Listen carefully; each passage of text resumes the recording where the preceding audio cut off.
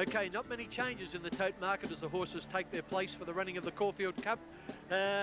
We look at number 5, Istedad, is now out to 6 to 1. It's out to again to 11 to 2 as I speak.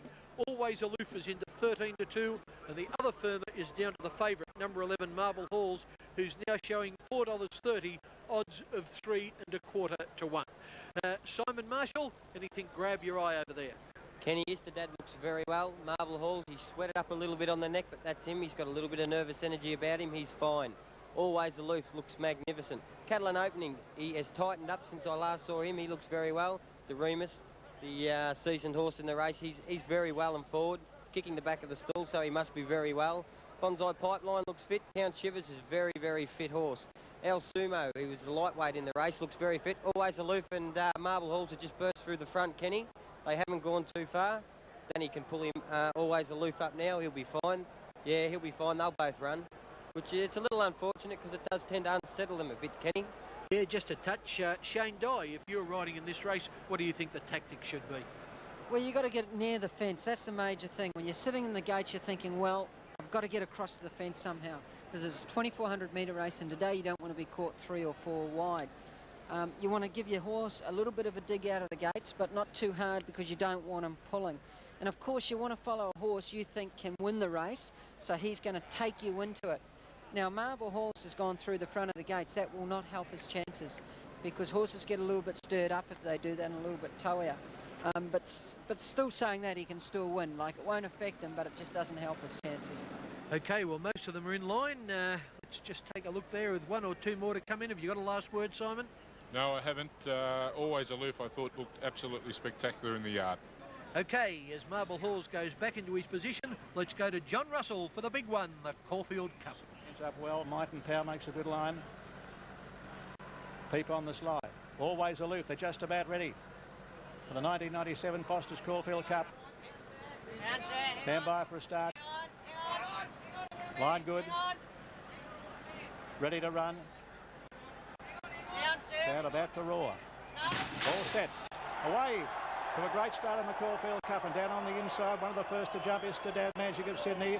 Marble Horse dropping back along the inside. Might and Power is prominent, coming across from the outside. Dayra Bay, Sweet Delight up in the leading group, being followed closely a bit further back by Iron Horse and Our Sumo. And Magnet Bay on the outside of Markham as they pass the judge. Callander opening back along the inside of Bonsai Pipeline.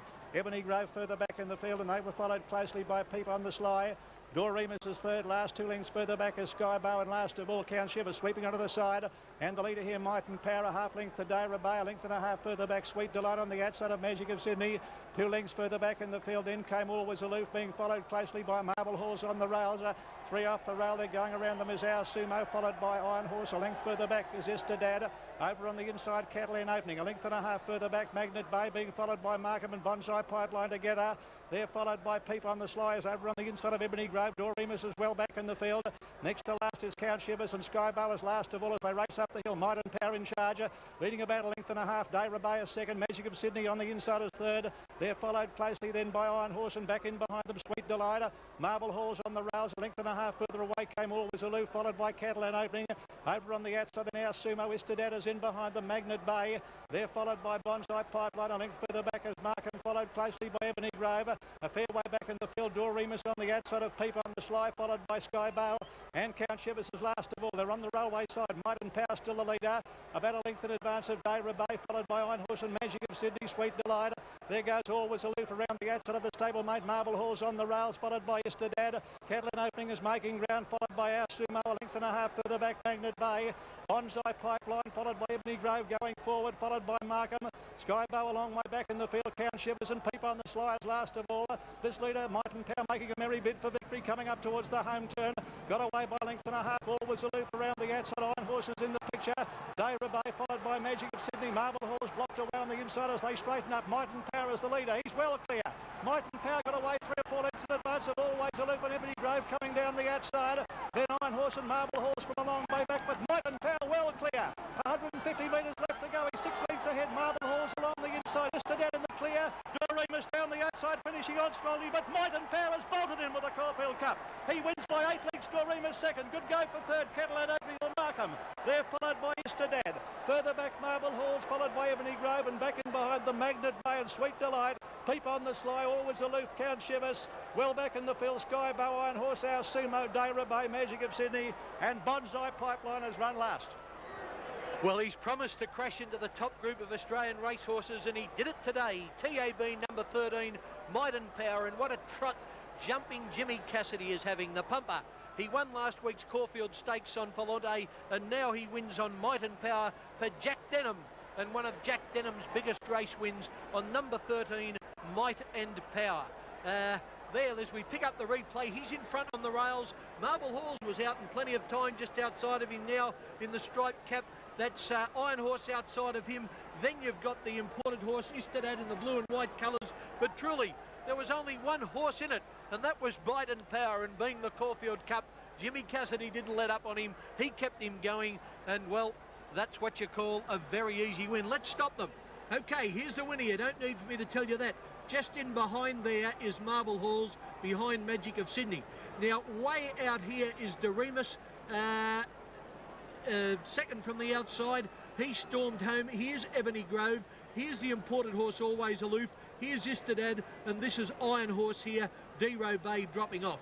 Okay, as we roll them, no doubt about the winner. He just shoots away Might and Power, and really, Shane Dye, nothing else got a look in. Unbelievable win. You just can't say anything else. Once again, we've seen a miler his last start, and Randwick come out and win this race. It's very good form there for some handicap. And Shane, he led all the way, shattered the race record, ran 2:26.2, 3/10 better than the course record, and he's won, well, I reckon it was 8 lengths. And with the winning jockey, Jim Cassidy, is Simon Marshall. Well, Jimmy Cassidy, he's just shattered the race record and didn't win. He bolted in. Oh, mate, he blissed him. I said to Jack before the race, I don't care where I are, boss, as long as he relaxes. Well, Jimmy, you relaxed. You dictated the race. Did you ever think you'd kick like you did at the top of the straight? No, you'd never lay down on one of Jack's.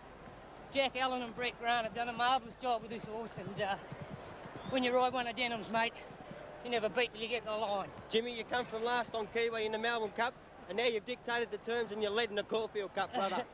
What a freakish thing, isn't it? You know, last in one race and led from go to woe in the next, but, oh, unbelievable, Simon. I'm so thrilled, mate. Well, so you should be, Jim. I mean, to win a race like this, is he a Melbourne Cup horse? Well, Simon, he's with Jack and them, like, they can do anything with these horses. They get them fit. He's saluting the crowd there. That's it, Jimmy. Give them what they want. Congratulations, Jim.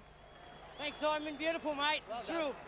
Jimmy Cassidy winning on Might and Power, owned by the Sydney Fruiterer, Mr. Nick Moratis, and trained by Jack Denham. Simon O'Donnell is now with the connections. I certainly am. I'm with Nick. And Nick, how does it feel after you won a Caulfield Cup? How do you feel? I'm going to say that, you know, I love racing. Just live for this day. You can't believe that you're here and it's happened. Melbourne's just fantastic. The racing's unbelievable. I just can't believe it's happened. You're never a problem. You're always going to win it, weren't you? Oh, they tell me that, but I always listen to the judges. I never had the confidence all you guys had, all the journalists and things like that. They kept telling me how good he was. And Jimmy told me back in March when he won 2 restricted class races, he would win the Caulfield Cup. That's how he tipped it then. Go and enjoy it and lead him in. Well done. Back to you, Ken. Yeah, thanks very much, Simon. The horse Might and Power is by Zabeel, the sire of Octagonal. He was bought as a yearling by Sydney trainer Anthony Cummings on behalf of Mr. Moratis for just $40,000. And as an early 3-year-old, he was transferred to the care of Jack Denham. He'd won $285,000 before today, but well, his prize money has exploded because first prize today is $650,000, and he's up there in the 900 plus mark now. And oh boy, if you saw him win there, there's plenty to come. He's certainly a weight for age horse now, isn't he, Yeah, James? no doubt about that. But what about the second horse, Doremus? What a terrific Melbourne Cup trial. And if it happened to rain Melbourne Cup week or Melbourne Cup day, he's certainly come into the race. Okay, Might and Power is led back to scale by 2 of Mr. Moratis's sons. The Moratis family have just about the biggest fruit and vegetable business at the Flemington markets in Sydney, and boy, it takes a lot of apples and oranges to get the sort of money that his racehorse Might and Power has won for him this afternoon. And Jack Denham, well, he's had a lot of luck as a trainer. He's won 20-odd Group 1 races. He was robbed of a Melbourne Cup win when Natski was bumped in the home straight when beaten an inch. by Empire Rose, and then last year in the Cox Plate, Falante probably should have won when nosed out by Saintly. Denham, as good a trainer as there is in the business, and he showed that today, the way he stepped this horse up from 1,600 metres to 2,400 metres, and boy oh boy, well, I think he can win anything on that performance, Simon. Yeah, certainly could. I must admit, I was struggling to believe my eyes at the top of the straight when he shot away there and put 4 or 5 on that. You just don't see that in this sort of race, this sort of handicap race in the modern era, and he just kicked away and went bang. Simon, I reckon he led 3.5 lengths, Shane, before he'd gone for him. yeah, that's dead right. Wouldn't have mattered what happened today, he would have won. But Simon, he should have done that in the Epsom. As we'd stated before, he should have won the Epsom easy, and it come as no surprise that he won a Caulfield Cup. It's not a bad square up. You miss the Epsom and you win the Caulfield Cup. I was glad he won today. I was not him in the Epsom. And there's the winner parading. The Jack Denham trained Might and Power, a son of Zabeel. Like the Big O Octagonal was another son of Zabeel, and he's certainly a great advertisement for this Tristram stallion, who, like his own sire, he stands at the Cambridge stud of Mr. and Mrs. Patrick Hogan in Cambridge, New Zealand. And, well, there's his advertisement. The Caulfield Cup winner of 1997, Might and Power. And, well, I'm sure it's just the first of many big wins for this horse. I know Jack Denham has thought privately that he might even be better than his weight for age star, Falante. And, well, the way he won today, I don't think Jack could get too many people that would argue with him.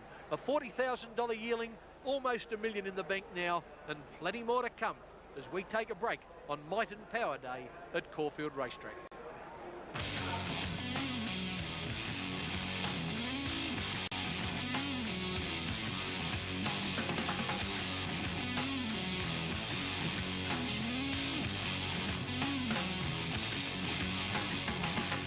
Just trying